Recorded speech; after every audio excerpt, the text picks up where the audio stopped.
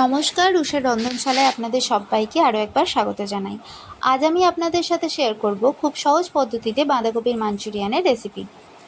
বাঁধাকপির মাঞ্চুরিয়ান তৈরি করার জন্য এখানে একটা ছোট সাইজের বাঁধাকপির অর্ধেকটা আমি গ্রেট করে নিয়েছি।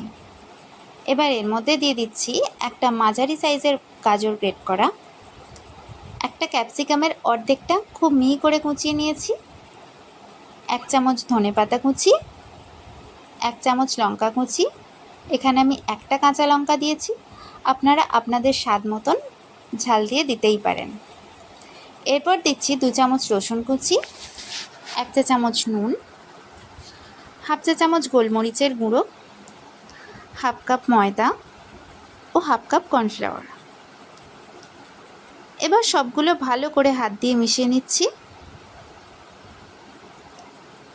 মেশানো হয়ে গেলে এর মধ্যে একটা ডিম দিয়ে দেব, যাতে করে বাইন্ডিংটা খুব ভালো হয় আর খেতেও অনেক সুস্বাদু হয়।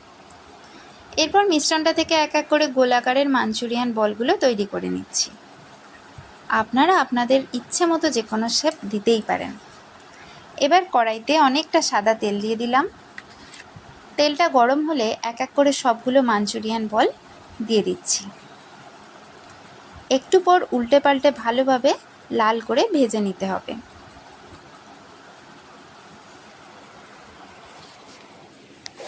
এখানে আমার মাঞ্চুরিয়ানগুলো ভাজা হয়ে গেছে, এবার আমি তুলে নিচ্ছি।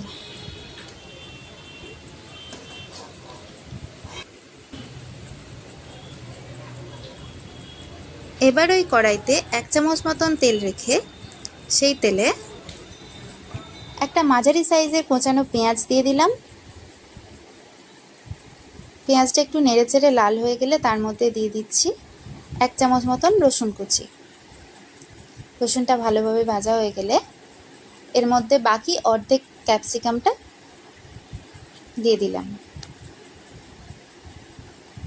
এবার দিয়ে দেব স্বাদ মতো নুন আর হাফ চামচ গোলমরিচের গুঁড়ো। নুন দেওয়ার জন্য ক্যাপসিকামটা নরম হয়ে এলে এর মধ্যে দিয়ে দিচ্ছি 2 টেবিল চামচ সয়া সস আর 2 টেবিল চামচ টমেটো কেচাপ।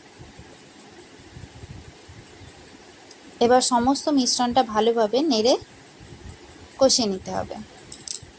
এবার এর মধ্যে আগে থেকে করে রাখা 1 কাপ জলে 1 টেবিল চামচ কর্নফ্লাওয়ার আর 1/4 চামচ সর্ষে পাউডার দিয়ে দিলাম।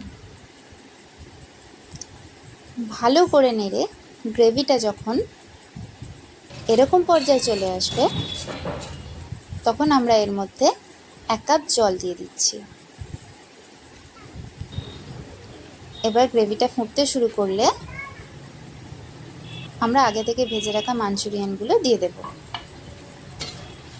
একটু ভালো করে নেড়েচেড়ে নিয়ে 5 মিনিট হতে দেব।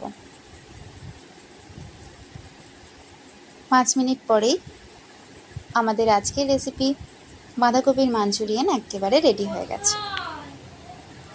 আজকের রেসিপিটা আপনাদের কেমন লাগলো কমেন্টে জানাবেন। ভালো লেগে থাকলে একটা লাইক করে দেবেন। আরও রেসিপি পাওয়ার জন্য চ্যানেলটা সাবস্ক্রাইব করবেন।